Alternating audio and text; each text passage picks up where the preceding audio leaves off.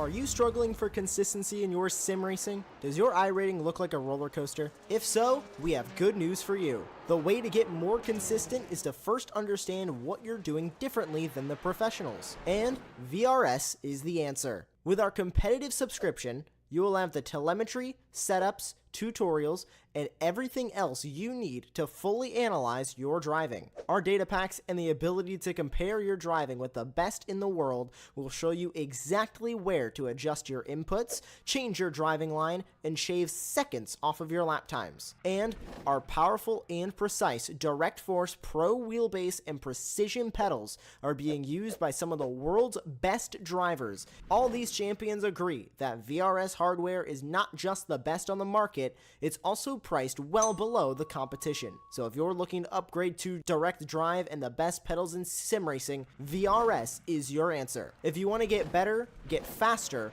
and make it happen sooner rather than later, you owe it to yourself to find out why so many people are switching to VRS. You'll be so glad that you did. Visit www.virtualracingschool.com and learn why the best use VRS.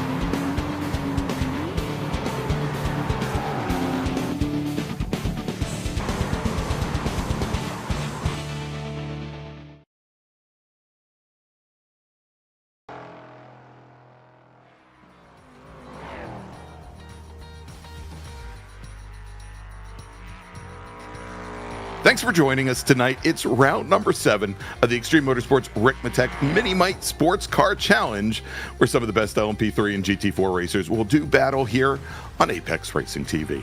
I'm Greg Ginsburg, and joining me in the announce booth for tonight's 60-minute sprint is, as always, Larry, His Eminence Lefty McLeod, and of course, we've got Jonathan Grabowski behind the scenes, just selflessly giving us all the best views of tonight's action. And so tonight, we head to the Blue Hell, the Mount Panorama Circuit in Bathurst, Australia, where racers endure 570 feet of elevation change and concrete walls that line much of this 23-turn, 3.8-mile course.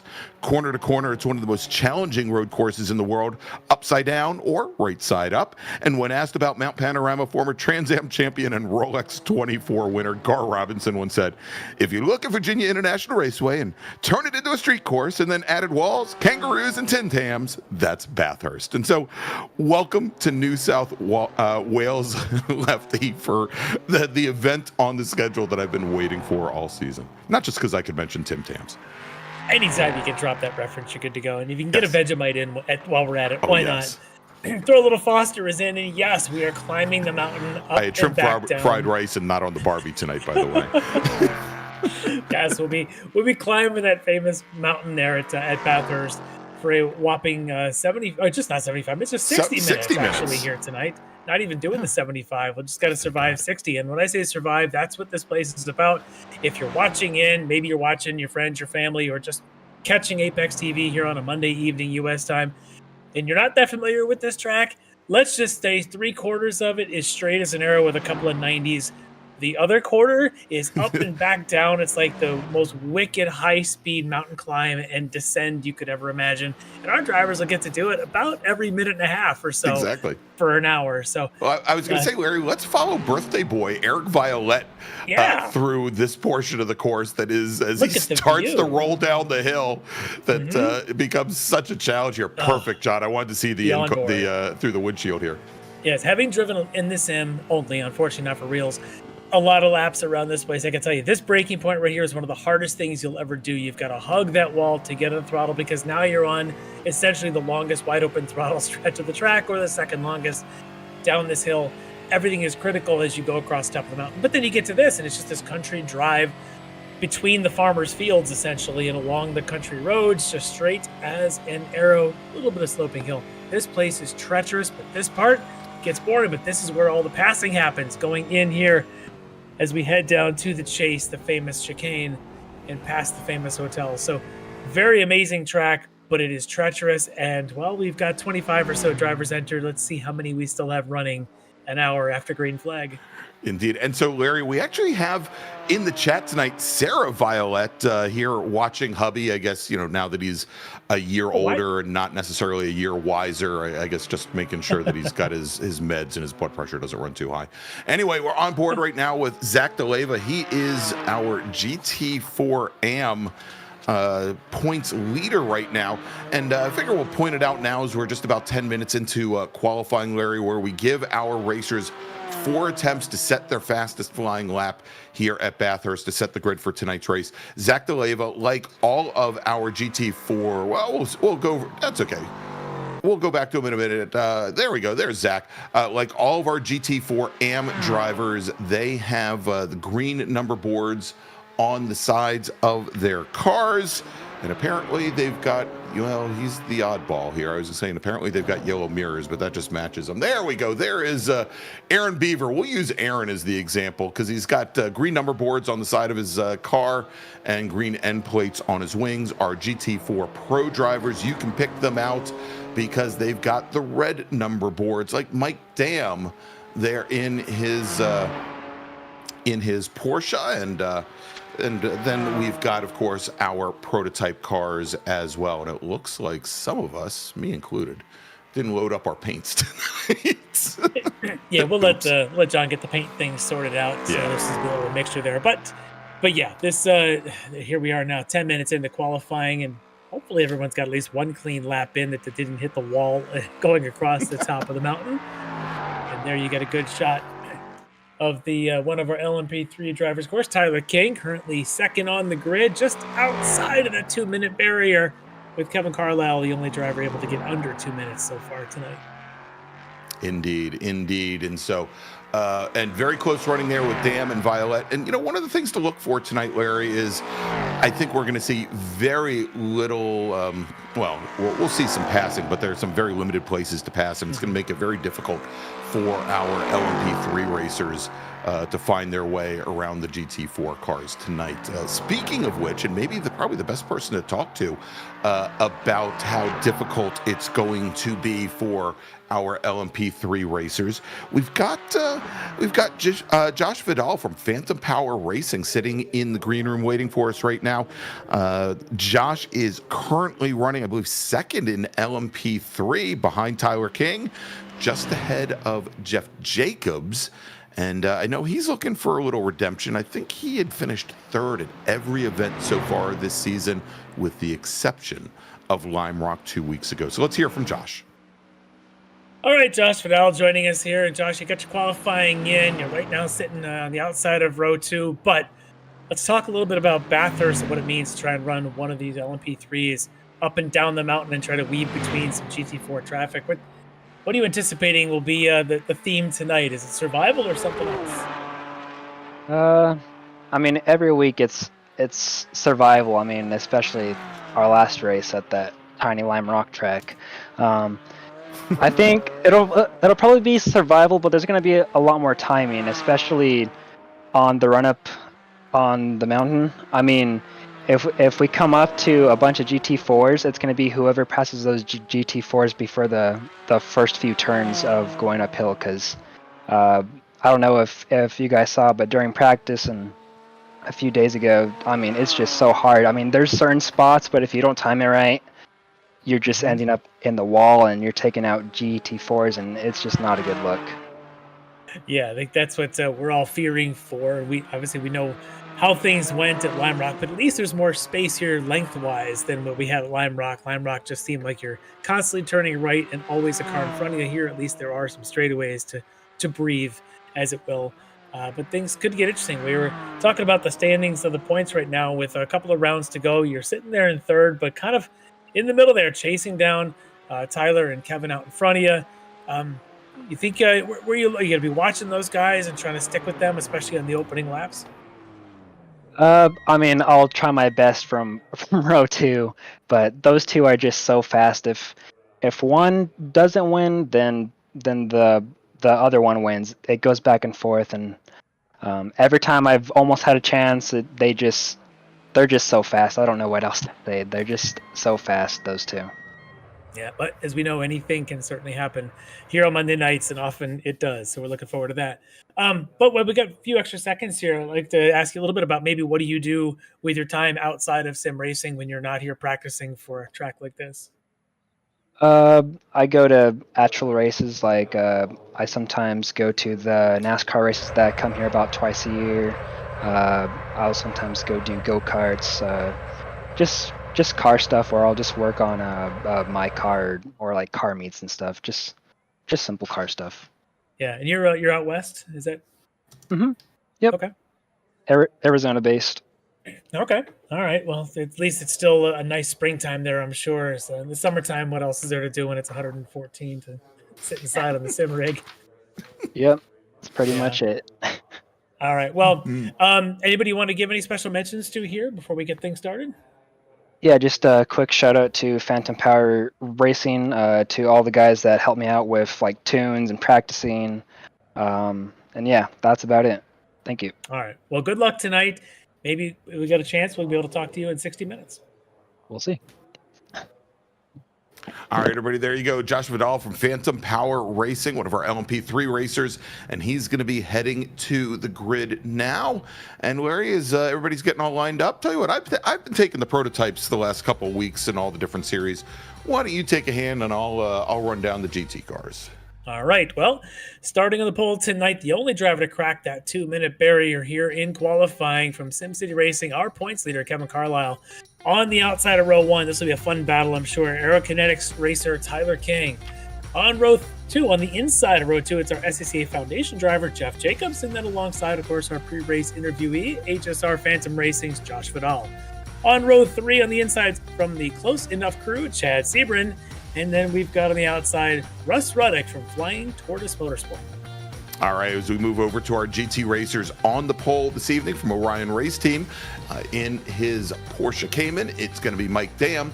Brian Bennett driving a Mercedes AMG GT4 for Sector 5 Racing will start to his right. Then we've got Eric Violette, the birthday boy from D2D Sim Racing, in his Aston Martin alongside Travis Schwenke from the Orion Racing Team. Then we've got our GT4 AM pole sitter tonight, Aaron Beaver. He's going to start on the inside of row number 3 alongside D2D's Chris Thorman. Next up, we've got Leo Dragota. He's going to start on the outside, or probably the inside of row number 4, alongside our GT4 AM Championship leader from Aerokinetics, Zach DeLeva. Then we've got David Payton from D2D Sim Racing and another Aston Martin alongside Dan Carrizo from Saints and Sinners Racing. Carrizo in a Porsche Cayman. Then we've got David Klimovich from Slow Bros Racing driving also a Porsche Cayman right alongside Chuck Labano. Then we've got Andre Wedderburn from Speed Lab alongside David Klimovich. Carlos Barriero from Speed Labs alongside Neil Weston from HTPK. Then we've got Stephen May from Mayforce Racing right alongside Doug Klimovich.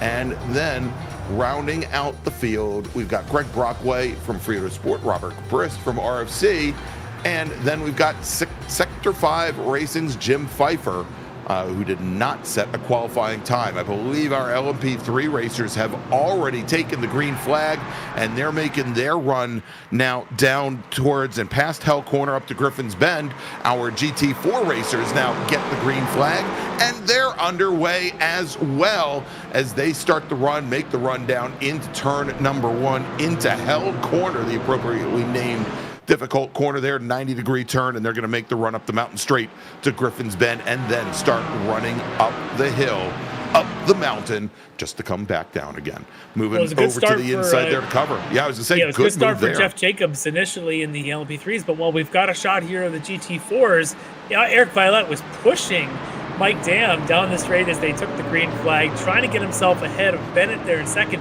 Hasn't really pulled the full pass off, but I think we've got some wall contact back there. Look at Bennett and Violette fighting, knowing how difficult this place is to pass. Violette really not giving up, and he may have finally nosed ahead, and looks like he's going to go and bring another one of the Orions with him. I think that's their Travis Schwenke in the 16 machine. Yeah.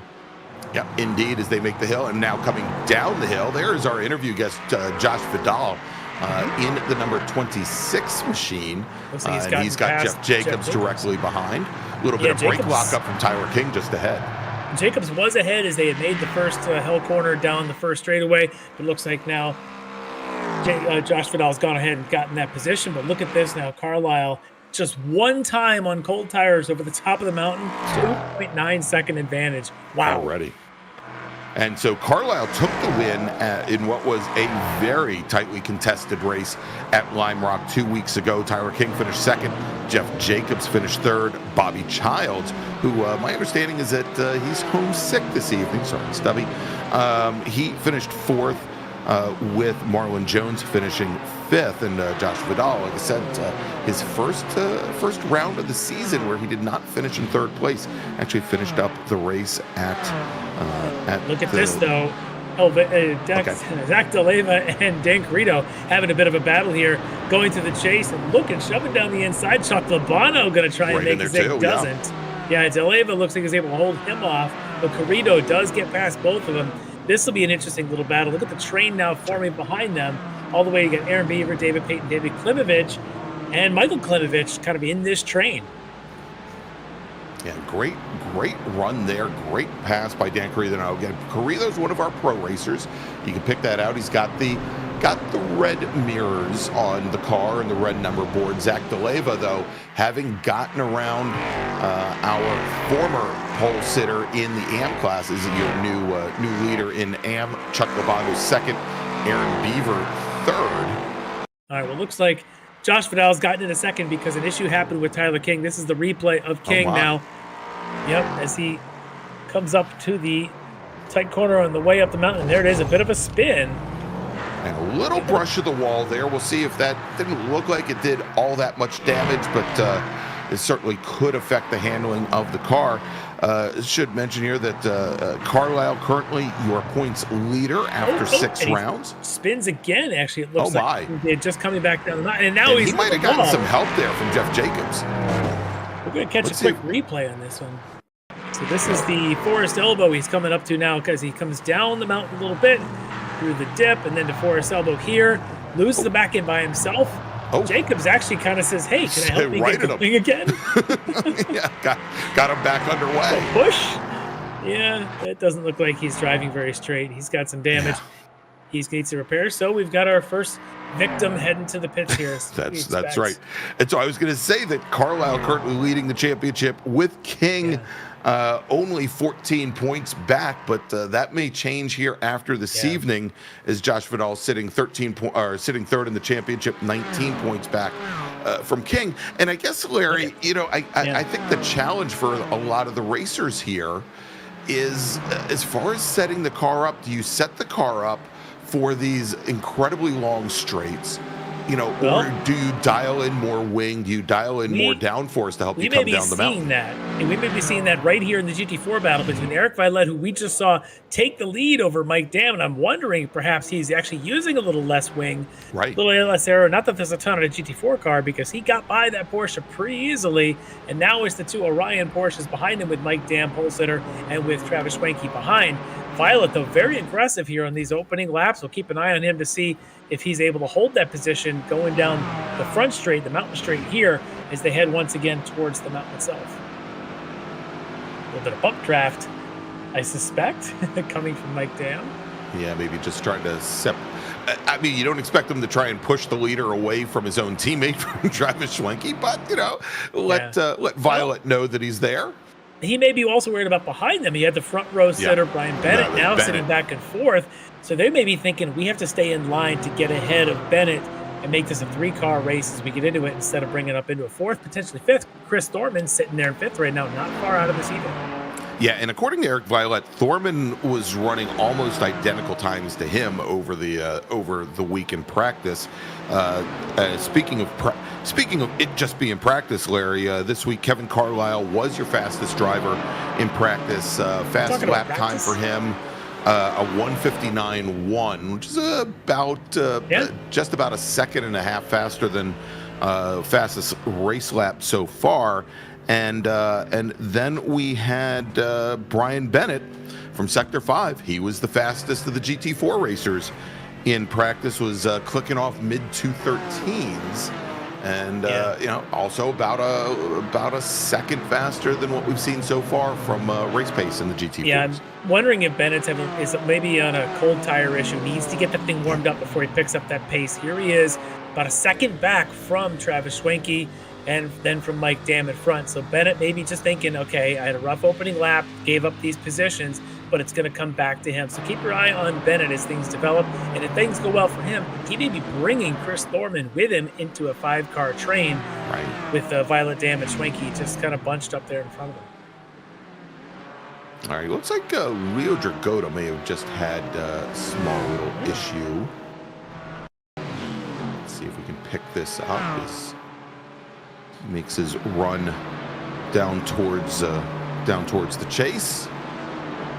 Now remember, hey, see him go off there, coming out of chase. That's a lot of recovery for him. But remember, he had won everything except for one round, one race at Phillip Island. He'd won everything else so far this season. So to see him off of the front row, and now to see him many spots down the order, it's a bit of a shocker here early in tonight's race. Yeah, so young Leo currently sitting in 6th position, just off of our ticker there.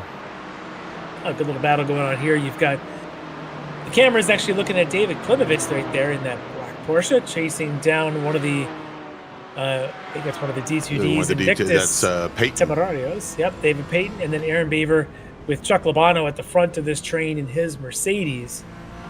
Mercedes, BMW, Aston Martin, and Porsche in a row here, one of each, it looks like. We need a McLaren to make it the full 5-car set.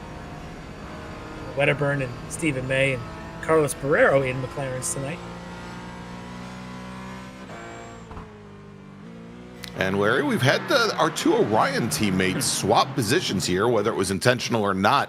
Travis Schwenke getting by Mike Dam. Let's take a look here and see how it happened. Let's see if Dam has an issue, because Dam lost a lot of pace here. This is not the place you'd expect it to happen yet. Nope. You turn in late for that right-hand turn too, and I tell you, that's exactly how it goes. You slide wide, you don't get any momentum. What this does is it creates a great draft bridge now to Bennett and Thorman that we were talking about aren't out of this. Now all 5 of these are all within drafting range of each other with these long straightaways.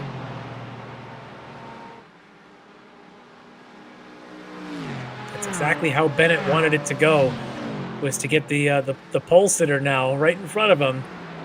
I'm sure Mike Dam is kicking himself for making that little bitty mistake there, but that's all it takes around here. Small mistakes have big consequences. Look at this, running a little wide. Yeah, I was going to say, he had the same issue that young Leo had just a lap before. Turning in a little bit early over at the chase. Well, let's check in with the other Klimovich. This should be Michael Klimovich in a battle with Neil Weston and then Andre Wedderburn right behind them. See if Weston's gotten the response here to get past Michael Klimovich, but not yet going into the final corner. And interestingly enough, Larry, we're showing Michael Klimovich, I think, running with the pro livery, and that's a bit of a surprise. I think we've got him down as being in the AM. I believe he's got the green mirrors. Oh yeah, he does. I'm looking at the wrong car. Yeah, Neil Weston, of course, running in the pro. I was looking at the Porsche. Yeah. Yep, and he's going to try and get a draft by that bigger Mercedes here. And there's the pop. Let's see if he can hold it all the way down into Griffin's Bend, coming up this right-hander that starts the mountain climb. Side by side. He's got the better line on the inside, does Weston. That's exactly where you want to be, and he's going to hold it.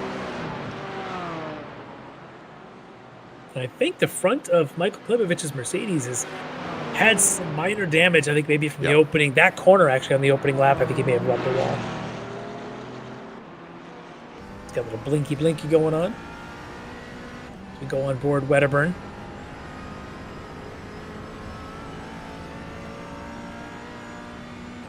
Who we think is replaced Jeff Jacobs as the hardest pass in the Ricmotech leagues here. Let's take a look and see the McLaren is looking fairly stable here coming down the hill.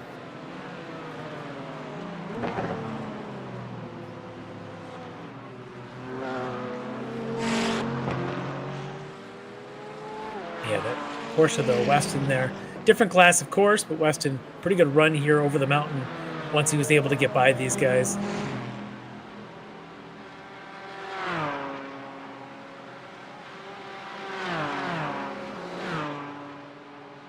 All right, let's jump over to Aaron Beaver here in the BMW, the number 97 machine. He's got David Payton's Aston Martin. Yeah, his teammate right behind him. Yeah, right behind him. That's right, because Beaver, having just recently moved over to D2D, or Invictus Temerario Corsa. Yeah, for all of the German and British cars. It does say D2D on the side of the car as yes. well as the Invictus logo on the hood, so we can use both interchangeably. Either one, yeah. But he's also the only one that's running the BMW. All of the other teammates here in GT4, whether it be Peyton, whether it be Violet, or whether it be Chris Thorman, all running the Aston Martins here this evening. Speaking of the Aston Martin of Eric Violet, his margin has grown, and look at that. He's got multiple car lengths, over a second now. Schwenke, Dam, Bennett, Thorman, all lined up like good soldiers back there. But Eric Violet wants this thing tonight, and he's got a pretty good... I don't know if something in qualifying put him down the order a little bit, but he certainly has got race pace and a full load of fuel. Yeah, certainly, Larry. And, it was interesting because just 2 laps ago, we were talking about how Mike Dam would play a good bridge between Travis Schwenke ahead and then Brian Bennett, Chris Thorman behind. And he's done exactly that. The problem is that Travis Schwenke hasn't been able to keep the toe to Eric Violet. So now it's just the 5 of them. Yeah, well, as we swap over to this battle, Zach DeLeva, Dan Carrito again battling. We saw them about 3-4 laps ago going through the chase, having a good little battle with Chuck Labano. They're still doing it. It's still Carrito, then DeLeva, Labano, and then you've got the Aaron Beaver, David Payton clinging to this group. But it's the front of these two, which aren't even in the same class. Of course, you've got Carrito running in the Pro, DeLeva running in the Am. They don't seem to care. They're going to battle their Porsches all the way through anyway. Want to see what the terminal speed is on these GT4 cars as they come down under braking. About 160, about 160, 161. Yeah, we've had 165s out of these guys at some point here. That's cruising pretty good in a GT4 car.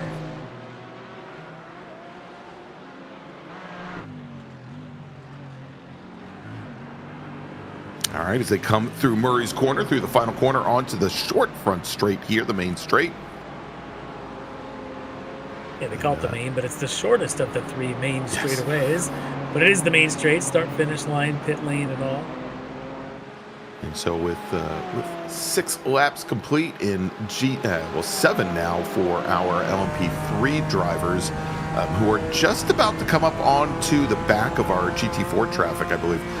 There you got Kevin Carlo, Josh Vidal, Chad Sebring, your top 3, as Sebring has managed to get around Jeff Jacobs and move up into 3rd.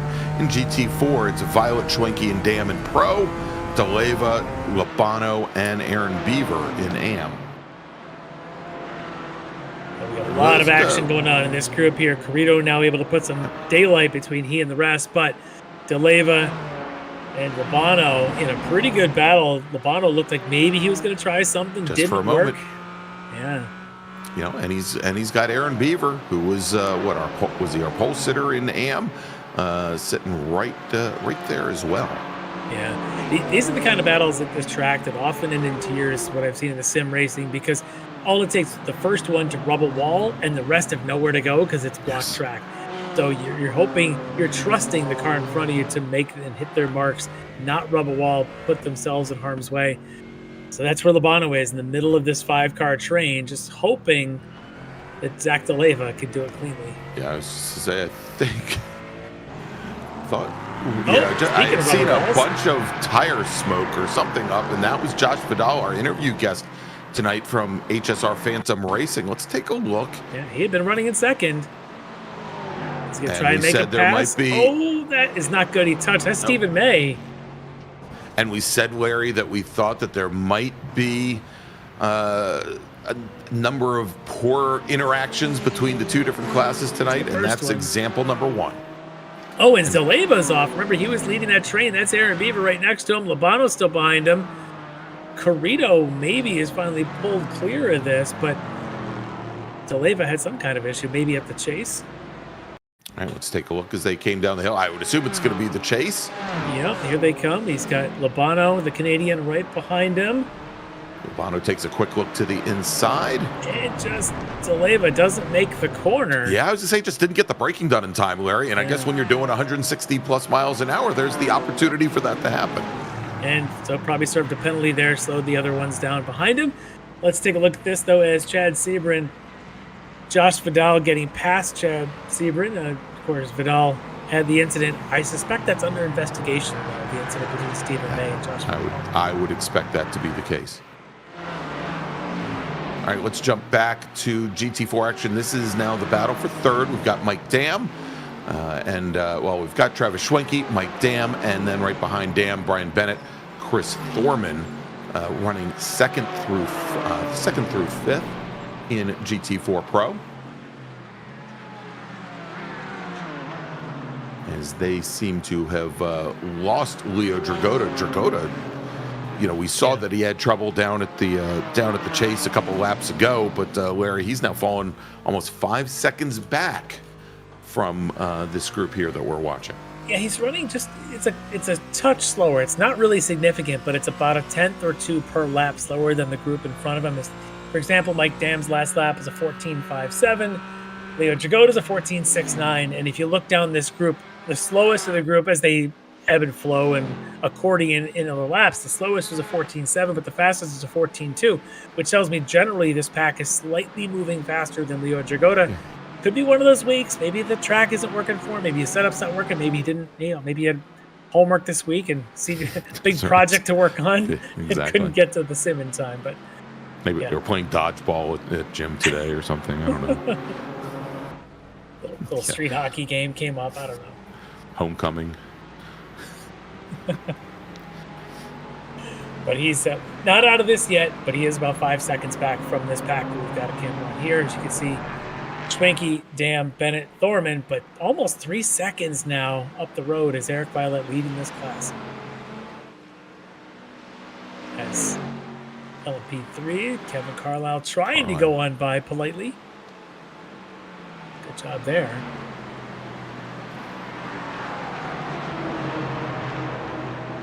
All right, and we're starting to see a couple drivers come down the pit lane now, Larry. Stephen May, who was part of that incident just a few moments ago, Jeff Jacobs and Russ Ruddick coming down the pit lane from LMP3. These should be there as like well. a scheduled pit stop for these, not That's the damage what I'm Stephen May. thinking. Yeah. The pit window, and fairly early in the pit window, Larry, I had anticipated the pit window for the LMP3 racers opening up right around lap number 9, and here we go, 9 laps complete, and they're on the pit lane. So while Bobby Childs is not in the race tonight, he's doing his own commentary for this race. Oh, in fact, wonderful. In the chat on YouTube, you've got backmarker Bob. That's our own Bobby Childs. So not feeling well enough to get practice and get behind the wheel of the sim, maybe a little vertigo or something, but he is feeling good enough to spout his wisdoms for all to be shared. So it's good to have Bobby along for the ride tonight. Well, and there you go, Larry. It does come in, the 26 car. That is Josh Vidal getting a drive-through penalty for his contact with Stephen May's number 255 McLaren. But probably expected given how the nature of that accident goes. We know the stewards here in this league, often the passing car has the burden and responsibility to do it safely, and the LMP3 car did not. So our pre-race interview guest suffering a drive-through as we catch another replay of him just just touching May's car. Not a lot, but enough to cause damage. Actually, that right there is probably the most of the damage to May, was the backing it into the wall in the second bounce. Yeah, I mean, just enough to unsettle him, and obviously then came back and collected Vidal again. All right, as we go back to live action now, and we're back on board with Brian Bennett in the Sector 5 Racing Mercedes. He's got Mike Dam just ahead. Now, Brian Bennett could be the fastest car in this train, but I don't think you're going to convince Mike Dam or Travis Schwenke that Bennett's fast enough to just let him by and pull the train. Right. That won't happen. So we'll see if maybe one of these guys decides some sort of an undercut move. Come in, take fuel, head back out. Not the busiest field tonight, so traffic, if you were to do that, may not be a huge problem. Yeah, and it's a short-ish pit lane, and the delta's very small. Yeah, 20-some cars tonight. So we'll see if maybe a Bennett or someone decides to drop early, or maybe tries to really use his fuel wisely and make his pit stop when he does as short as possible. So some options there. But the longer he waits, the further Eric Violet seems to get. Now, just about 2 seconds up the road.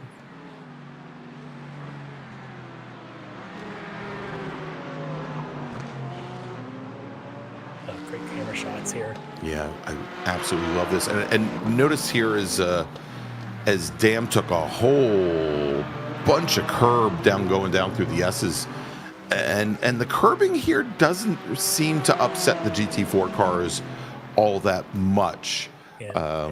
It's again more a question of if you miss an apex, if you go wide and you get into the dirt, into the marbles right up against the wall when you lose grip, but you don't get flung around this track like some others because of the curbing. It still, as a driver, always scares the patootie out of me. Every time I see that curb, as you crest, you're going across skyline, you're heading towards the dip, I'm just freaked out that I'm going to clobber a wall, and those curves you feel them, they're there, but as you said, they're probably not having a huge impact on the cars. They're really cutting them pretty hard. Yeah, but boy, I'm just scared for my life going over those things. Yeah, I think probably the worst one, at least for the GT4 cars, is actually coming out of Griffin's Bend, or going and taking the apex at Griffin's Bend at turn 2, which is where these racers are heading up towards now. And even when you catch that, it'll push you across the track, but given that it's an increasing radius corner, it's still fairly easy to get the car straightened back out, although, again, you lose exit speed just when you need it, just as you're starting to head up the hill.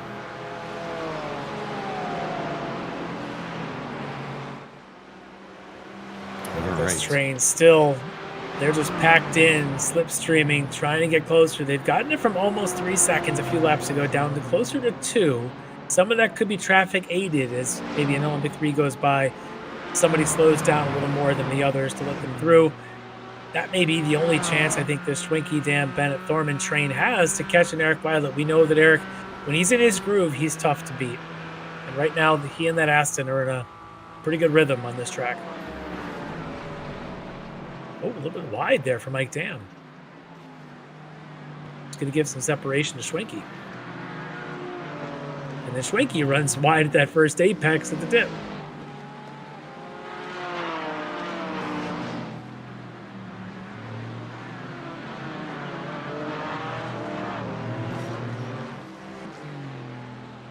Hey, Larry, while we've got a quick second here, I want to mention here, and because we've had a couple people ask over the last couple of weeks what we're going to have coming up as far as the different Ricmotech series, and coming back here in just a few weeks is going to be the start of season number 25 of the Ricmotech Touring Car Cup. And racers will have a choice between BMW M2, the new touring car on the iRacing platform, the TCR class Elantra N, the GR86 Cup car, and the MX5 Cup car. Of course, the last season, season 24, was just open to the MX5 Cup and GR86 Cup cars, and we'll have information available to you on the Extreme Motorsports website here soon enough as to when you can sign up, but registration should be opening next week, the week of April 7th. And if you want to find out more information, head on over to xmsracing.com/series/TCC. Likewise, the next season of the Ricmotech World Challenge will start on May 5th, and we'll have registration opening up on the website for our next season as well. The miniMite Sports Car Challenge, it'll be back in the fall with its next season, with season number 9. All right, we'll take a look at this train. You can see that Labano has dropped back a little bit now as David Payton was able to get by him, but they did catch right back up to Dan Carrito. Aaron Beaver, of course, now has gone out in front of this pack, so they continue to jump around a little bit. But those two Porsches just I think they like each other's company. Oh, that was a wall rub there for DeLeva. Budding romance.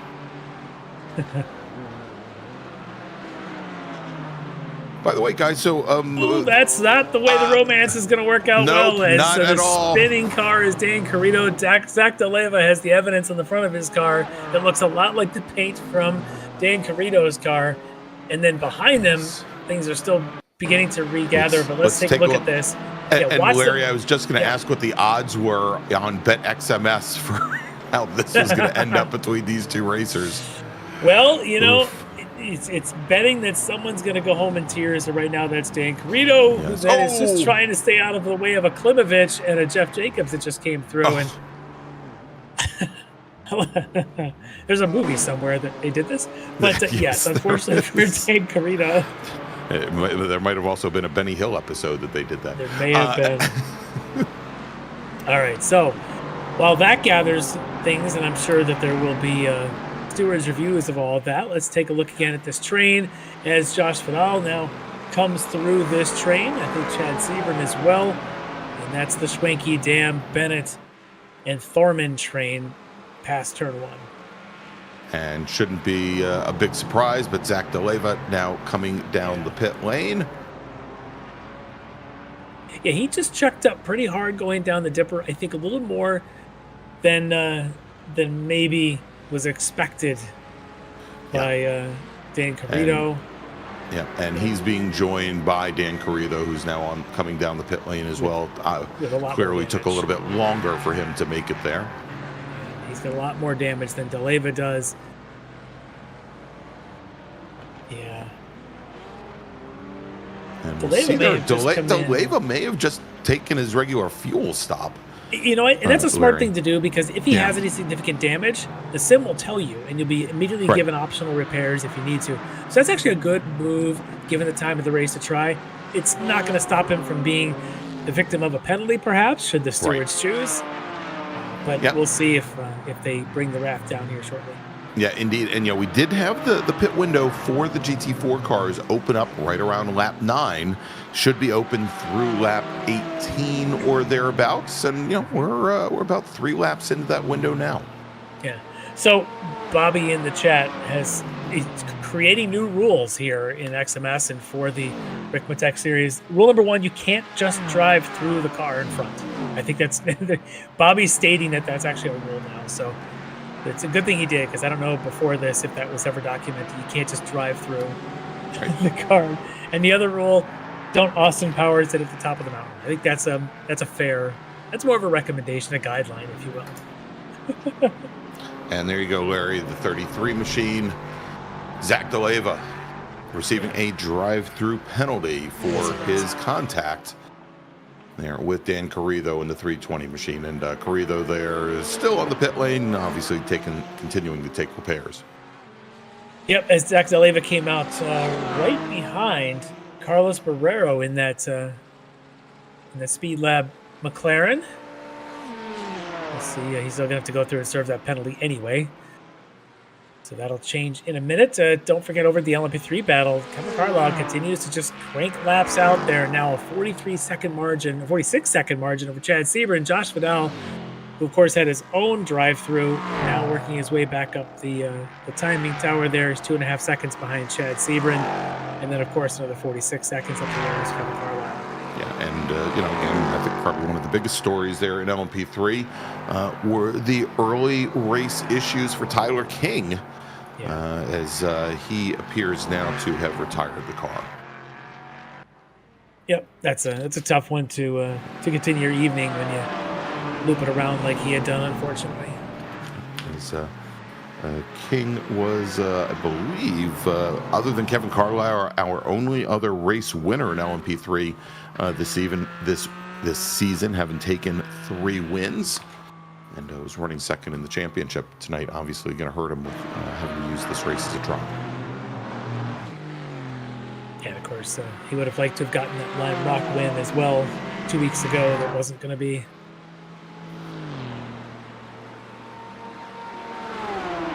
So this train now has actually lost about a second to Eric Violette, who's got that lead now opened up to just over 3 seconds, right at that 3-second margin.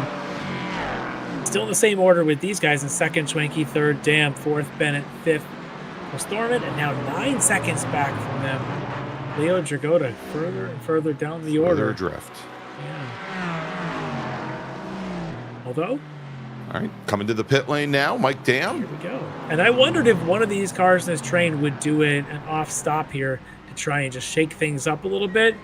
Pole setter Mike Dam is our first one in.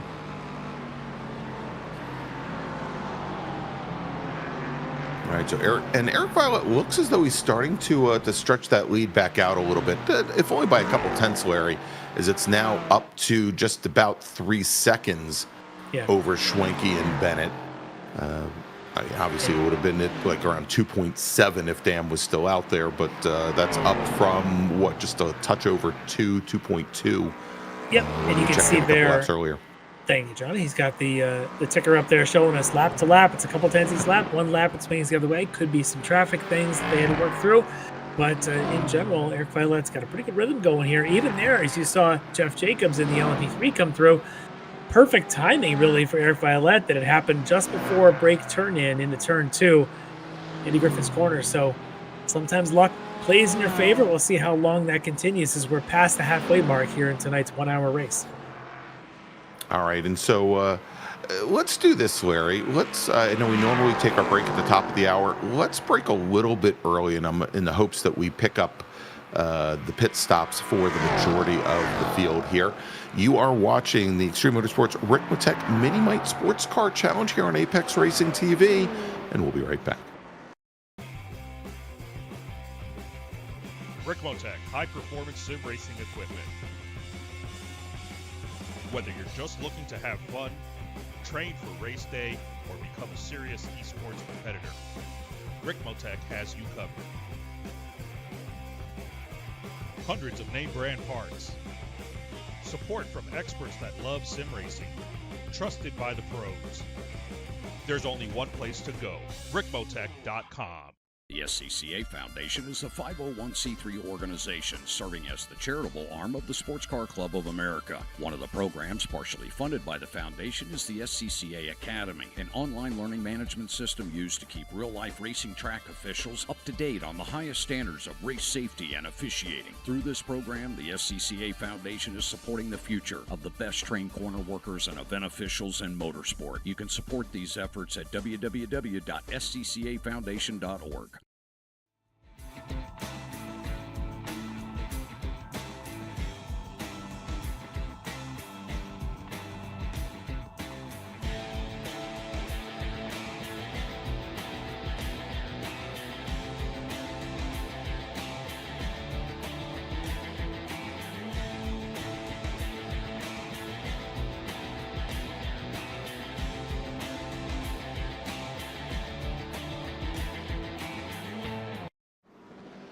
The search is over.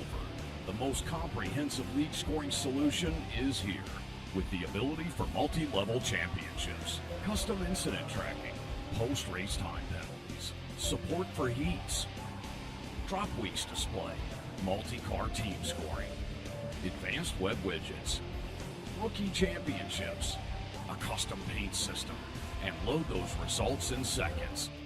Visit extremescoring.info today. Ricmotech, high-performance sim racing equipment. There's only one place to go, Ricmotech.com.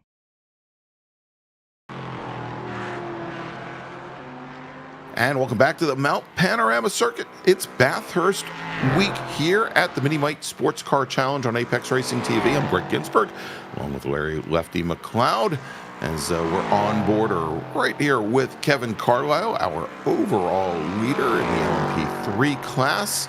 As, he's got it going pretty easy, but Larry, couple drivers, both from Orion, as we went to break, not having it so easy. No. First one here, this is going to be the view of, should be Mike Dam. Yep, there's Mike Dam heading up the short hill towards the cutting. And look at that, the back end just steps out, keeps it off the wall. Well done there for the veteran. As we flash to the other that you alluded to, where he isn't so lucky to keep it off the wall. This is Leo Dragotta. We've already talked about his struggles tonight. This is a big one. Through the dipper, that's the tail. That's more of the tail. Now that's the nose.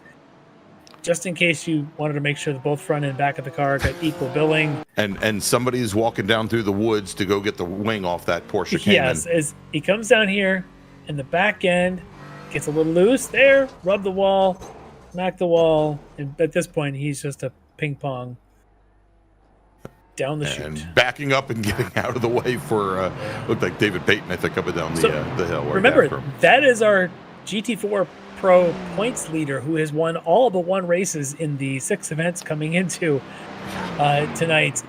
I don't know that he needs the points, but that's just a shocker of a way for him to go out tonight. Yeah, indeed. And so that now moves, and primarily because I think Schwenke took his pit stop while we were at break also. And so it's Eric Violette, your leader for D2D.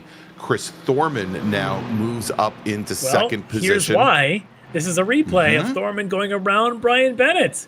Yep, indeed. Look at the we talked about maybe setting cars up for the straightaways versus dialing in a little bit more downforce, and that might have been it right there. I think we're seeing that. My theory was, and if we get to the joy of interviewing one of these Aston Martin drivers to find out, did they in fact set it up with a little bit lower downforce if that's an option? Because it looks like Bennett's very quick. In fact, he was on the front row, which tells me he's got a really good setup across the mountain, but suddenly you can't defend on the straightaways coming around the Conrad Straight like they are here. You're just going to be victim to another pass. And right there, Chris Thorman was able to execute. Let's see how that plays out. Remember, these guys all still need to stop. We know Schwenke did. Of course, Dam did, but now Dam's lost more time. The question is, where does Travis Schwenke come out relative to these guys or vice versa once all the pit stops are in the books?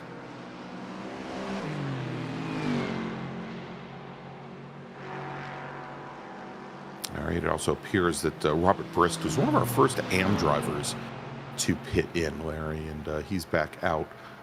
Rejoins 11th in AM. As we're on board right now with Chuck Labano running second in AM. He's got Aaron Beaver actually not just ahead. He needs to, Labano needs to be able to get ahead of David Payton here to bring the fight to Beaver. They got separated not only when Aaron Beaver got around the two dueling Porsches, when the dueling Porsches actually ended up coming together there at the top of the mountain, that created even more of a gap where Beaver continued further up the road, now up around 8 seconds ahead of Labano. As into the pits is David Klimovich in the Porsche. So Klimovich pitting in from third in AM. That should put Neil Weston, who just ran his best lap of the race, up into third. And there you go. Weston just heads across the start-finish line to start lap number 18.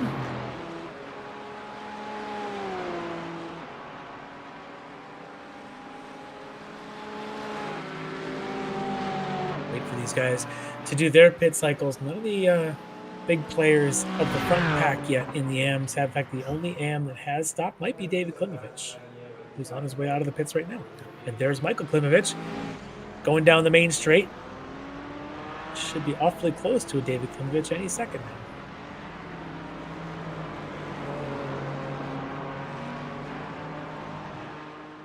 Zach Deleva on his bit of recovery there after his drive-through penalty. And so he's going to take over 8th position in AM from Doug Klimovich. Well, I don't want to say that yet because Klimovich has got position as they come up towards Griffin's Bend over at turn 2. But yeah, it looks like Deleva was able to clear him. I may have said this Michael Klimovich, who's in the other Klimovich liveried Mercedes. There's two of them. David's the easy one to pick out in the Porsche. As again, Thorman leads Bennett. They're on board here with Bennett through the Murray's corner. Past the hordes of crowds there on the front straight. As Kevin Carlisle gets the pass done going into turn 1. Larry, I'm looking through the order. It looks like Stephen May in the 255 McLaren might have had a bit of an issue here. Remember, he just got this car repaired. Right. And this is coming into turn 2 with probably very cold tires at this point. Oh, yeah. He ended up just... looks like he just took the tow after that. That's unfortunate because he was in the pits for quite a while with his repairs. Yeah. And so, speaking of in the pits, David Payton now has headed in for his one pit stop.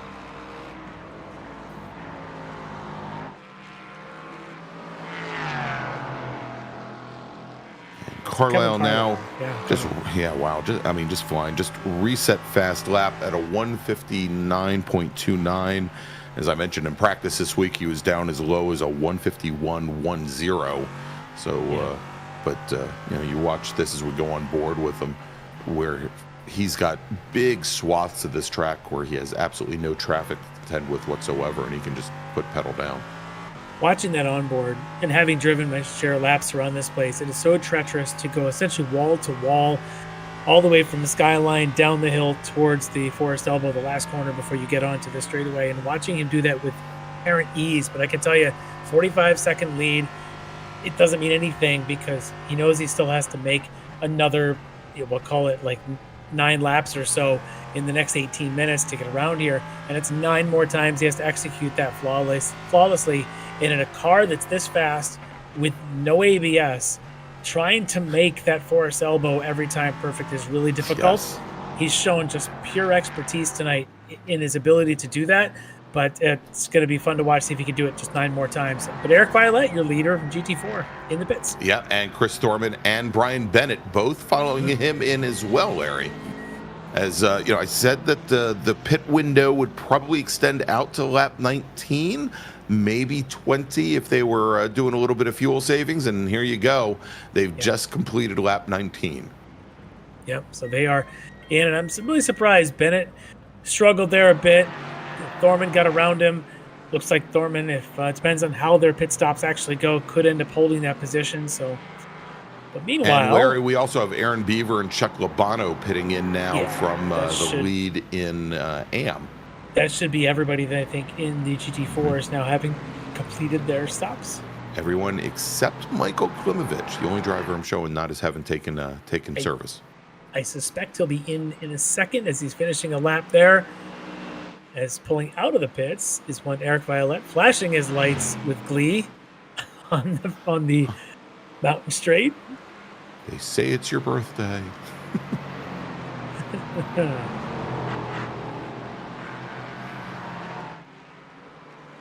Well, he does have a lead now about 4.8 seconds after he successfully made his pit stop. Thorman in third, Mike Dam in fourth. Bennett actually ends up in fifth after all that, and that's as surprise as anything that he's actually behind Mike Dam. Yep, I was very surprised to see that, Larry, especially after the challenges that Dam had on his outlap. Oh, and there's some lap traffic for Eric Violette. Coming up onto the back, is that Brockway, I believe? Yeah, 62? that's correct, Brockway. And he's got to hold up, and Chad Sebring, who's going much faster in his LMP3, would like to come through. He's knocking on that door, but that is your GT4 Pro leader that Sebring's going to say, I think I'll just wait for Eric Violette to do his thing. Meanwhile, your overall race leader, Kevin Carlisle, in for his one and only pit stop with 15 minutes and change to go.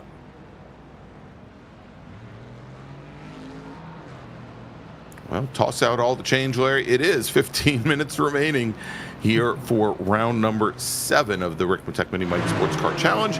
And it is Carlisle who just took to the pits, your leader in LMP3, Eric Violette in GT4 Pro, Aaron Beaver for the time being in GT4 AM. The GT4 second place battle is heating up as Thorman is into his groove. Bobby called it. Bobby says Thorman's a bit of a slow starter, but as he goes on, the tires are in better shape. He keeps getting faster, and here he is trying to duke it out with Travis Schwenke in the Orion. And look, at that's duking it out. That's contact. Bennett involved now as looks like Thorman goes full 360, probably with damage. We're not sure if Schwenke's got any damage, or Bennett for that matter. Bennett's missing his front Bennett fascia. absolutely got damage now. Wow, it looks like he's lost a nose. And see if he's driving straight. But Mike Dam then goes all the way to second place after all of that. That was chaos, and I thought for a second there that Thorman was going to hold that, but unfortunately he didn't. Well, Larry, after invoking the announcer's curse on no fewer than 4 different occasions this past weekend in real life, I'm glad that you did it here. There's Chris Thorman.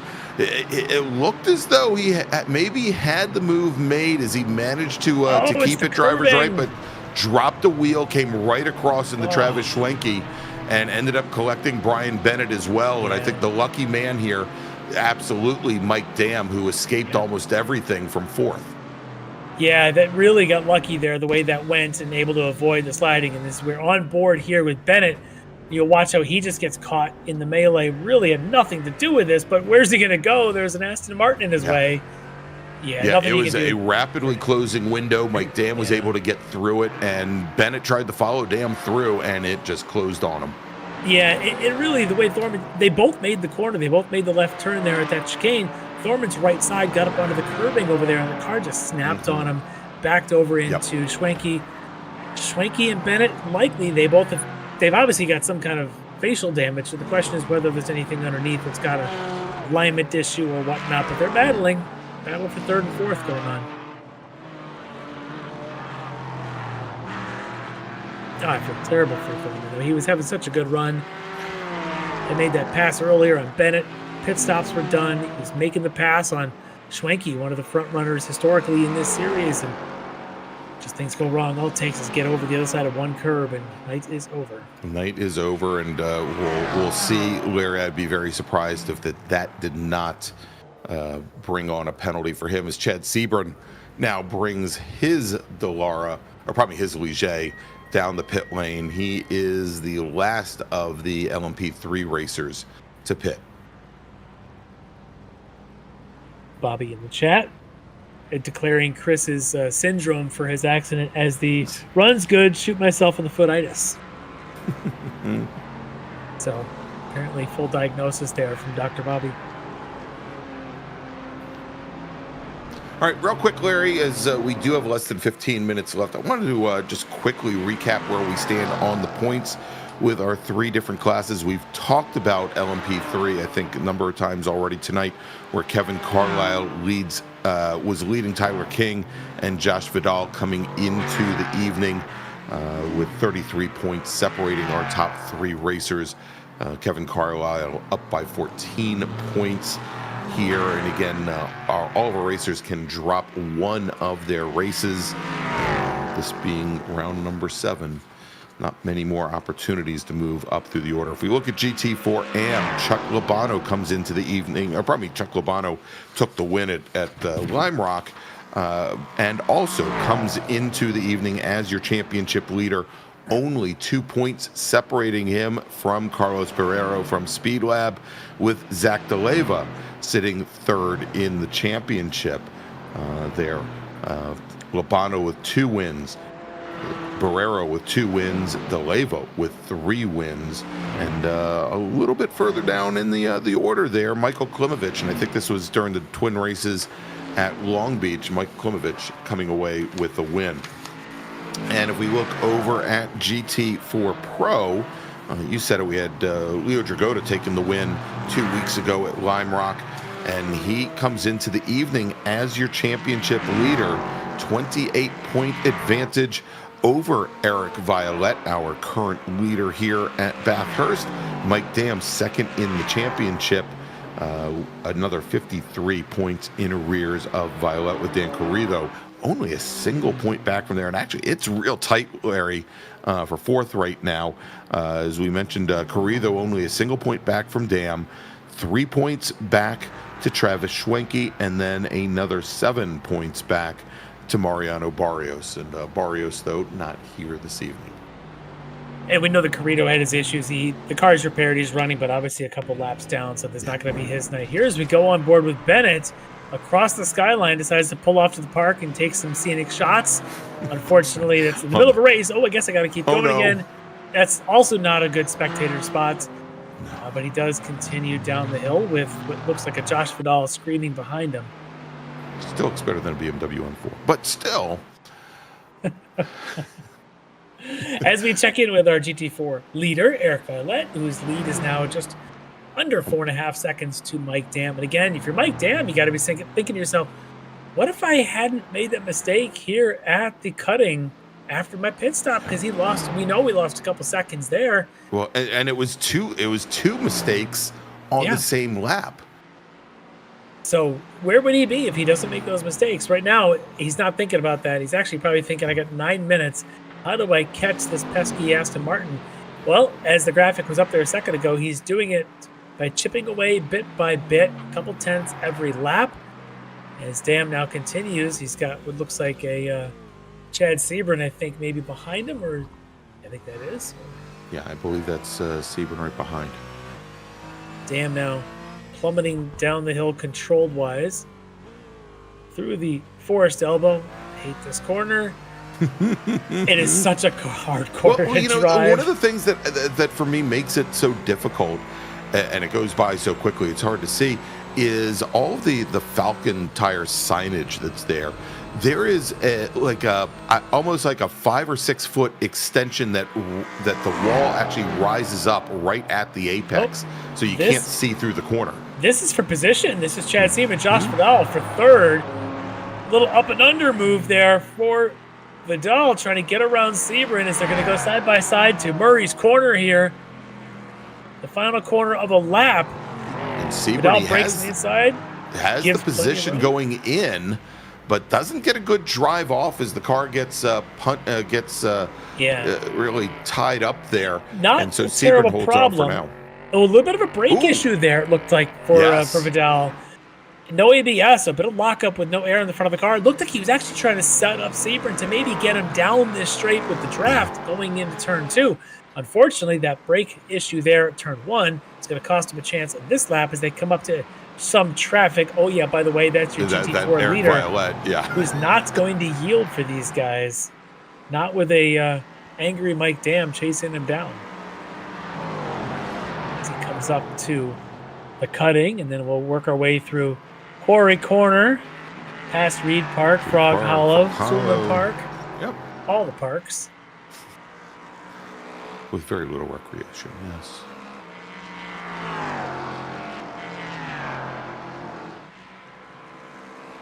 Finally, across the skyline here, through the S's, and we start the way down. Yeah, down the hill we go to the Dipper. Now let's see how close Vidal can get as he's gotten around our GT4 leader. Yeah, and Sebring had a little bit of a challenge there, coming down through Skyline over again with that curb there.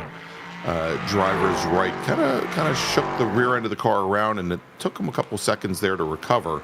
I think we just saw Vidal probably make up maybe 2 car lengths. Vidal right now, that 1.5 seconds. Again, this is for the final step of the podium here. With 6 minutes to go, a couple more times around the track.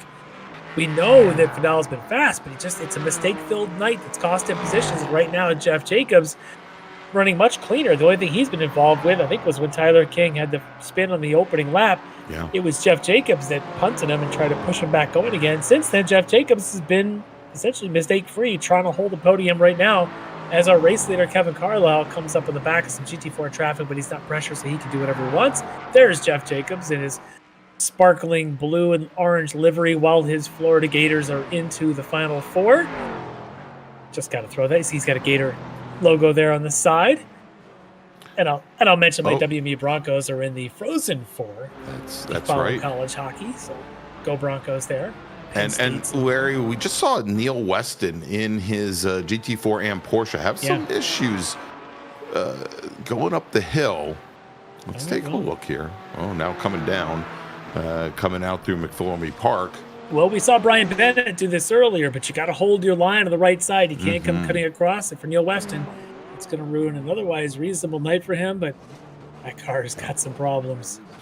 Yeah, right front wheel down. And it looks like that's likely, Larry, with only 4.5 minutes remaining on the clock, where he's going to finish this evening's race. That's unfortunate for Neil. Again, he had a pretty good evening going as we catch back in with our overall race leader, Kevin Carlisle. Now going through turn 1, just past one of the Klimovich. It was David Klimovich of the Porsche.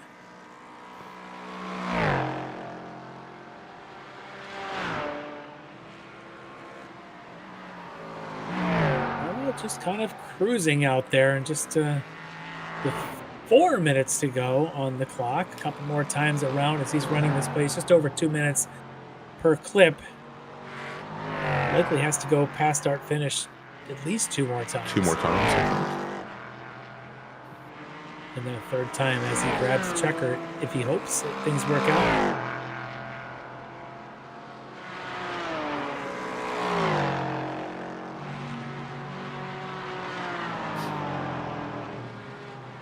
And so, Larry, you may be very happy that was it the Mustangs or the Broncos? Broncos, sorry, not the Mustangs. The Broncos are moving on. I, of course, as a Washington Capitals fan, I'm very happy that Boston University actually got tossed.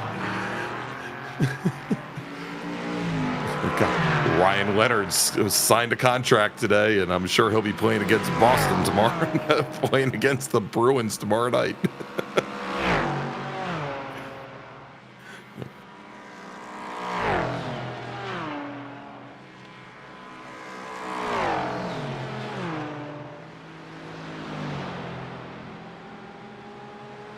Well, Boston U is in the Frozen Four. I think they're going to be playing Penn State. Oh, did I say Boston? I'm sorry. The Leonard's Boston College, BC. Yeah. And one of the many Hudsons is at BU, and will be playing for the Capitals soon enough as well. Which one? Not Cole. One of them.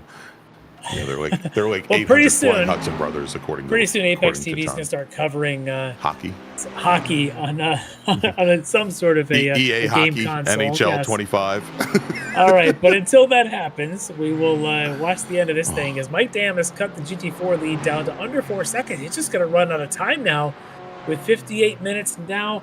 Kevin Carlisle. There could still be, I expect to be one more next time by for Carlisle. He'll grab the white flag. Hope they have enough fuel, Larry. Let's hope so. We've seen stranger things. Yes, this season that we have. There is Kevin. I love that speed limit sign up there, 60 kilometers an hour.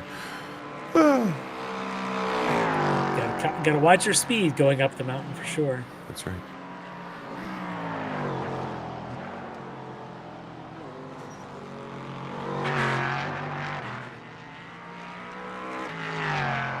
And Larry, he has run nothing if not a flawless race here tonight.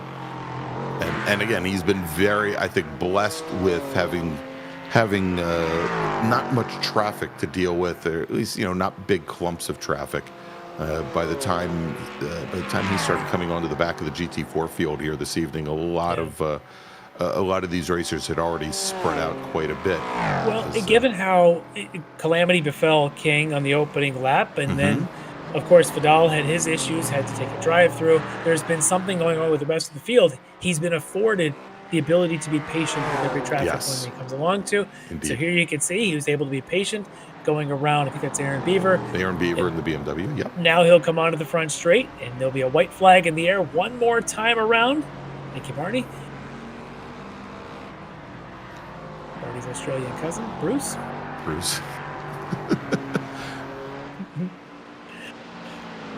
That's one thing I learned from Monty Python. All Australians are named Bruce. All right, so 1 lap to go now for Kevin Carlisle, your points leader in the LMP3 and race leader since the green flag dropped. Really, no one has been able to contest him at all today.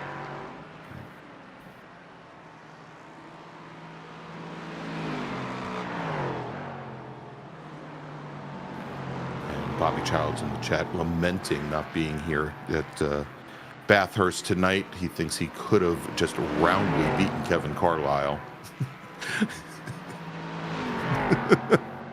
Actually, he says Carlisle's on point tonight. Likely couldn't have touched him.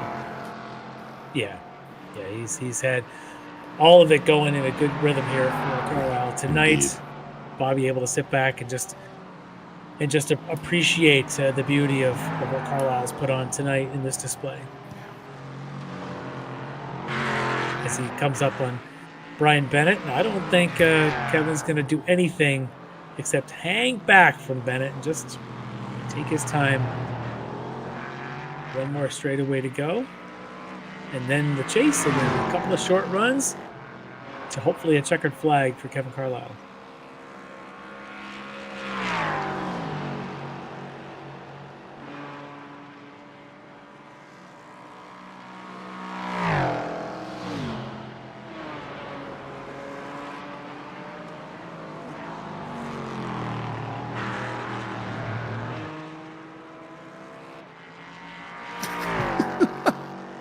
All right.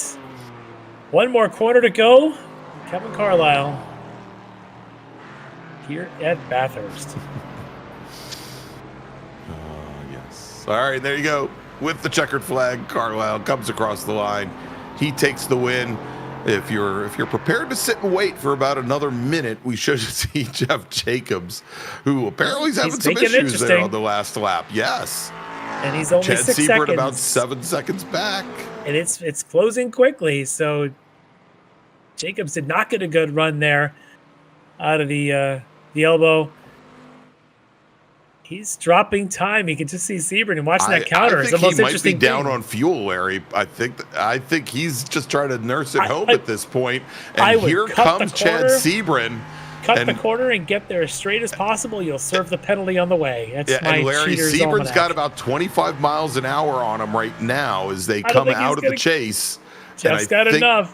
Yeah, I think Jeff Jacobs, he's going to have enough to hold Chad Sebert off as Sebert ends up stuck behind Barrero coming out of the final corner. And margin at the line, 1.6 seconds as Jeff Jacobs finishes second in LMP3. Chad Sebert will finish third. As this isn't over yet. No, I would say Violet starting to come down the hill, but Mike Dam also closing things down. Dam has knocked off almost 5 seconds in the last couple of laps as they now make their way down the Conrad, formerly Main Straight, here at Bathurst. Violet's already got the headlights a-flashing. He thinks he's got it, and it's going to be tough running for Mike Dam to make it around that final bit of backmarker traffic and catch up to Eric here. But the birthday boy, Larry, is going to take the win here at Bathurst. Eric Violet, he is your GT4 Pro winner here tonight for round number 7 of the miniMite Sports Car Challenge. Mike Dam will finish second, and Travis Schwenke, I think, coming out of the chase now. There he is onto the front straight. Travis Schwenke, he'll finish third in GT4 Pro. In GT4 AM, Aaron Beaver takes the win for D2D Sim Racing. Chuck Labano, right behind him there on track, will finish second, and finishing third, it's It's David Klimovich. He will finish third. There they are, all in line, 1, 2, 3. Actually, that isn't the Klimovich car right behind him in third. That's Dan Carrito, a couple laps down. Dan Carrito, yeah. Yeah, well, a great night, as we mentioned, to the birthday boy, Eric Violet. We'll get a chance to talk to him again. But Carlisle, just perfection here. Yes. Really put on a clinic on how to drive a high-powered, downforce, non-ABS car around this track. Hats off. There's no way I'm running 159s around this place. He just basically did that for the better part of an hour. So great run. Can't wait to talk to these guys. Oh my, it's Sarah Violet. I thought it was Eric's wife. It's actually his daughter. Wow. Either that or that's if it's not his daughter and it is his wife, that's pretty kinky. But anyway, Larry, let's do this. Let's take a quick break. We'll be back here. We'll be back here at Bathurst after we thank some of our partners and sponsors, where you've just seen the finish of the Extreme Motorsports Ricmotech miniMite Sports Car Challenge round number 7. We'll be right back. Ricmotech, high-performance sim racing equipment. Whether you're just looking to have fun, train for race day, or become a serious esports competitor, Ricmotech has you covered. Hundreds of name brand parts. Support from experts that love sim racing. Trusted by the pros. There's only one place to go, Ricmotech.com. The SCCA Foundation is a 501c3 organization serving as the charitable arm of the Sports Car Club of America. One of the programs partially funded by the foundation is the SCCA Academy, an online learning management system used to keep real-life racing track officials up to date on the highest standards of race safety and officiating. Through this program, the SCCA Foundation is supporting the future of the best-trained corner workers and event officials in motorsport. You can support these efforts at www.sccafoundation.org.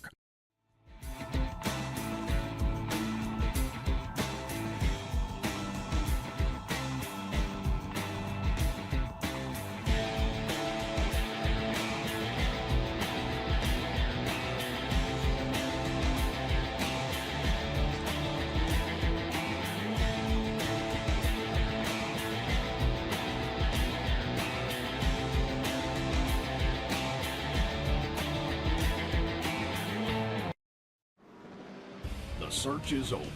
The most comprehensive league scoring solution is here, with the ability for multi-level championships, custom incident tracking, post-race time penalties, support for heats, drop weeks display, multi-car team scoring, advanced web widgets, rookie championships, a custom paint system, and load those results in seconds.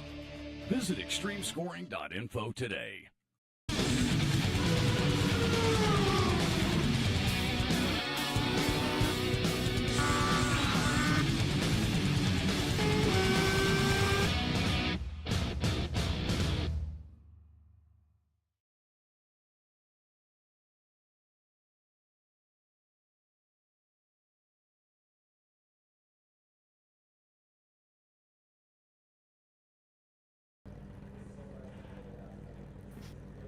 Welcome back to Bathurst, to Mount Panorama, to the round number 7 of the Extreme Motorsports Ricmotech miniMite Sports Car Challenge, where we've just seen Kevin Carlisle take the win in LMP3, Eric Violette win GT4 Pro, and Aaron Beaver from D2D Sim Racing take the win in GT4M. And as Bobby Childs in the chat was telling us, there were some changes, I think, with the hotfix to iRacing this past week, Larry, to maybe give the M4 a little bit of help. And there you go. The only M4 in the field tonight is your GT4 AM winner. All right, so let's take a look. I think we've got a couple of our racers sitting in the green room ready to talk to us. And tell you what, why don't we bring in Aaron Beaver from D2D Sim Racing, our GT4 AM winner for tonight. All right, Aaron Beaver's joined us. Aaron's the winner tonight in GT4 AM. And I'll tell you, Aaron, you and Lobato and the others had quite a big battle going on there with a couple of Porsches thrown around, and you were in the middle of that for a little while. Tell me a little bit about how you finally gapped them and got yourself a little bit of breathing room. Yeah, I was content really just driving behind them, honestly. Zach and Chuck, just taking my time, waiting basically. But then they both, messed up a little bit going, down into the chase. So I then just went ahead and took it and then just kept doing my laps and passed the next Porsche, which helped, I think, me gap Zach and Labano a bit more. And yeah, just kept doing my laps and, it all worked out in the end. No mistakes or anything. Just tried to be consistent and, do what I could. Yeah, well, we got some speculation in the chat that maybe the BMW is finally coming into its own. Not a lot of BMWs this season in this series, but have you noticed any differences the way it was maybe a few weeks ago to the adjustments since the end of the season for iRacing? I would say it's probably a little better. I do want to thank D&D and Invictus for letting me drive the BMW, versus the Aston that the other guys are driving. I just wanted to be different. And no one was driving it. So I thought, what the heck? So probably paid for it the first half of the season, but yeah, I do believe it is a little better, now than it was for sure. Yeah. Well, it's not a bad thing. Those guys at DTD had a pretty good run in their Aston Martins tonight as well, but certainly something to be said here for the lone BMW in the field. So awesome job tonight. Way to go getting the win here in GT4 AM. But you got any other thanks or any other shout outs you want to give here while you got the chance? I just want to thank, like I said, Invictus and D&D, D2D, and then, thank my teammates because they gave me a little advice on the pit strategy and the wing tonight and stuff. So it kept me from, doing something I probably shouldn't have. So that worked out well. So I appreciate it. And guys. All right. Well, congrats on the GT4M win tonight from DTD Sim Racing Invictus Temerario Corsa, or whatever it's called these days. Aaron Beaver gets the win. Congrats. Thanks, guys. All right, there you go. Congrats, Aaron. And did he just make a D&D reference, Larry? D&D, D2D. Same thing. It all works. No big deal. I mean, at least he knows who the sponsors are. The Bobby Childs fan club. It's fine. It all works. All right, let's move over to LMP3. And our overall winner tonight, driver the number 72 Ligier, Kevin Carlisle. All right, Kevin Carlisle joins us. And Kevin, I'm in awe. I'm watching a car like this, as fast as it is, with no ABS, making those downhill braking points into the dipper or into Forest Elbow time and time again. We didn't see a single mistake at any time, but the rest of the field just kept having issues. I'm just in awe, and it's amazing to watch. At what margin do you have after being so clean for the first half of the race to where you can finally say, okay, I can be a little more cruise control, I can be a little more patient with some of this traffic? Not how much I won by. Once I saw I wasn't under any immediate threat, I just kind of stepped to the line and take a step back from it, and then just cruise right there at that just really quick pace to where I'm not pushing anything to where I'm making a mistake, and been very, very, very, very patient with traffic. I know a couple of times I just followed some up and down the hill and just waited to pass them on the backstretch there, just to eliminate any kind of mistakes made. Yeah, this is just one of those tracks. I've been in some endurance races here and things where you could be having the greatest evening, and all it takes one missed braking point coming down that hill, and it all ends in tears. So how much of that gets into your mindset, or do you do your best to just block out the potential mistakes and just focus on hit mark and hit into the mark and into the mark? You definitely got to block it out. Just keep hitting the mark lap after lap after lap, being very, very soft with the brakes. Like you said, this car has no ABS, so going down that hill, you have to really drive on top of the car, not in front of it or behind it. You just have to really ride the brake, use engine brake, and just hit the marks perfectly. Because if you're an inch left or right off, and then you're gonna hit the wall or get in the grass, and then your evening's over with. So yeah, you gotta really focus on being smooth and not kind of conjure any kind of wrecks happening in front of you or anything like that. You just gotta hit your marks lap after lap after lap. Well, very impressed the way tonight went. From the drop of the green flag, the end of the first lap, you were already almost 3 seconds or so ahead of the field. Unbelievable stuff. So great run tonight.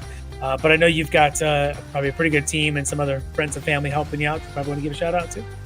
Yeah, everybody at SCR, super, super good group of guys to work with. They all help me out so much. And special thanks to our sponsors, Abruzzi, Oakley, Jordan, VRS, Advanced Sim Racing Grid. Special thanks to my buddy John Harper watching at home. Shout out to him and his family.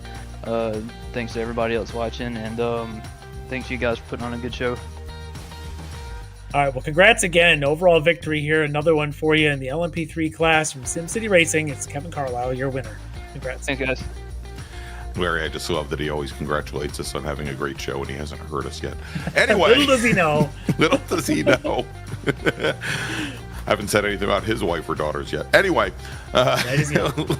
speaking of which, let's bring in the birthday boy, our winner in GT4 Pro tonight, Eric Violette from D2D Sim Racing.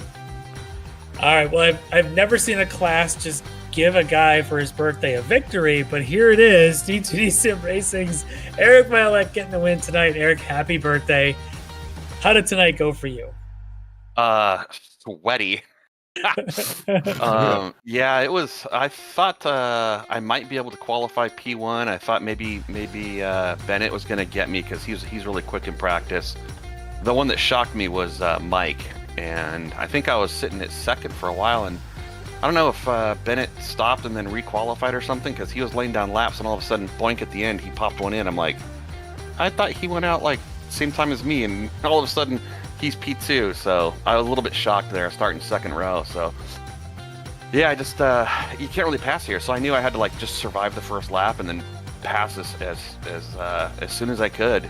So not sure what happened to Bennett on the start. I think at least I think I gave him room, but then all of a sudden I was in second place going into the cutting, and I was like, okay, I got Mike to deal with. So.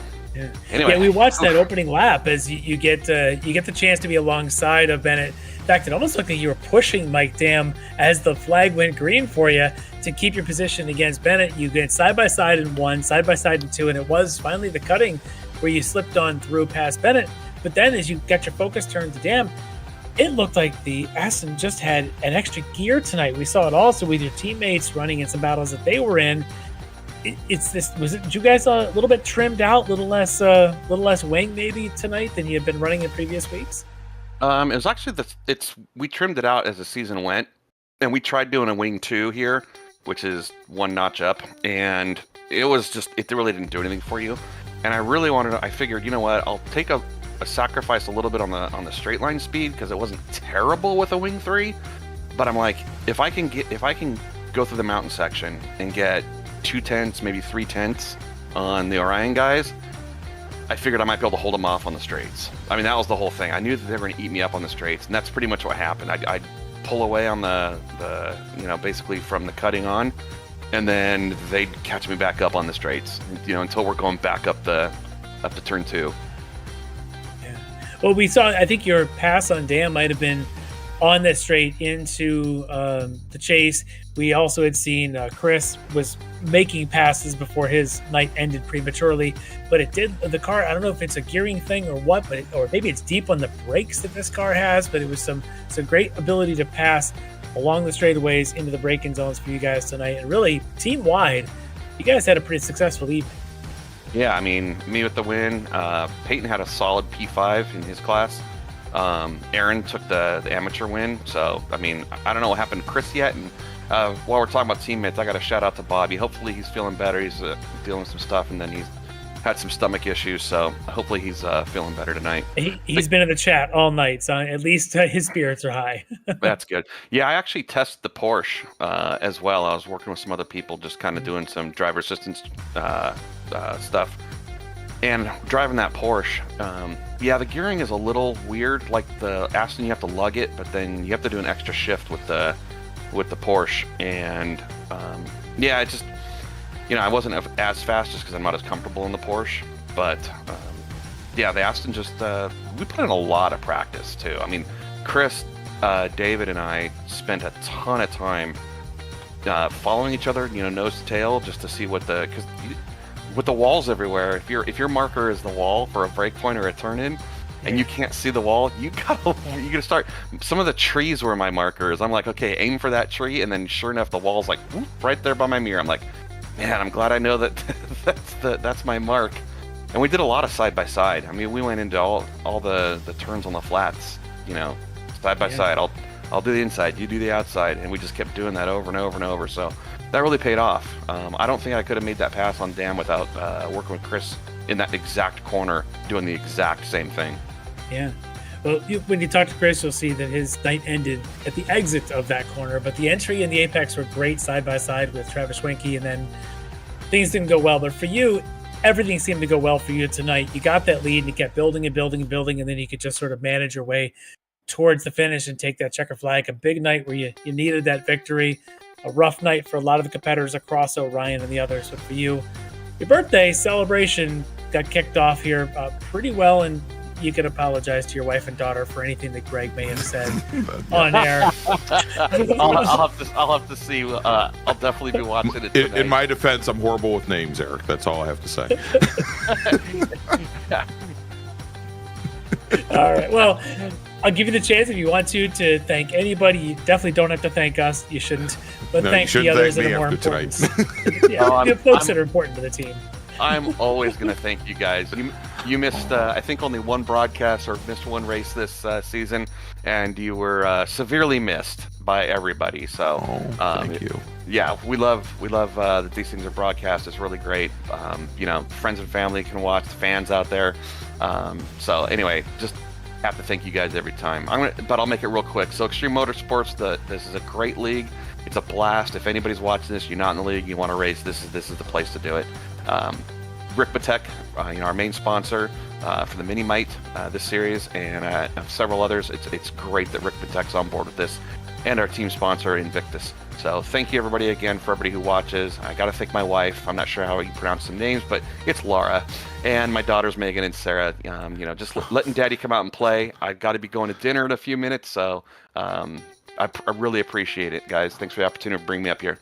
That's good, because I thought Megan was your mother-in-law. My bad. I'm sorry. Anyway, okay. That would be Leslie. So shout out to Emmy and my mom as well, Linda. There you go. Well, congrats for remembering the names of all the important women in your life. That is the most important thing we've learned tonight.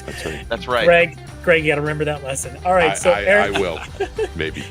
Happy birthday once again. Congratulations to GTD Sim Racing winner tonight in GT4 Pro, Eric Violet. Thanks again, guys. All right, there you go, Eric Violet from D2D. All right, Larry, let's quickly look, because we have had our point standings updated, and I'll just give you a quick rundown. In GT4 Pro, Leo Dragota, he's still your championship leader. He has a 21-point advantage over Eric Violet. Mike Dam, another 57 points back in third. In GT4 AM, it is Chuck Labano, still your championship leader. He's got a 10-point advantage over Zach DeLeva, who moves from second in the championship, leapfrogs Carlos Barrero, who now drops back to third. The Speed Lab driver is only 2 points back from DeLeva at the moment. And if we move over to LMP3, it is still Kevin Carlisle from SimCity Racing, your championship leader. He's got a 26-point advantage over Tyler King. Josh Vidal, another 18 points back from there. All right, let's take a look and see what we've got coming up in the next couple of weeks. First, I'm going to mention the return of the Touring Car Cup. It's going to be starting April 28th, so just 1 month from now, season number 25, that is, for our BMW M2, TCR, Elantra N, GR86 Cup, and MX5 Cup drivers. If you'd like to find out more about signing up, we'll have information in about a week, and on the XMS Racing website. That's xmsracing.com/series/TCC. Now for our World Challenge, which we're going to be wrapping up actually in 3 weeks. 3 weeks we're going to be wrapping up April 21st. Season number 13 is going to be starting up on May 5th. And again, should have information about signing up. You can go to xmsracing.com/series/RWC. But before all of that happens, next Monday night, the World Challenge heads to the Nürburgring for a 75-minute race. And then in 2 weeks, Monday night, April 14th, the miniMite Sportscar Challenge for our GT4 and LMP3 racers. Its season finale will be at Daytona. We'll have a 60-minute race there. And then the Ricmotech World Challenge finale in 3 weeks, Monday night, April 21st, the National Park of Speed, Road America. All right, so I want to thank everybody for watching this evening, and for Larry Lefty McLeod, for Jonathan Grabowski, I'm Greg Ginsburg, and we'll see you next Monday night from the Nürburgring. Have a great week, everybody.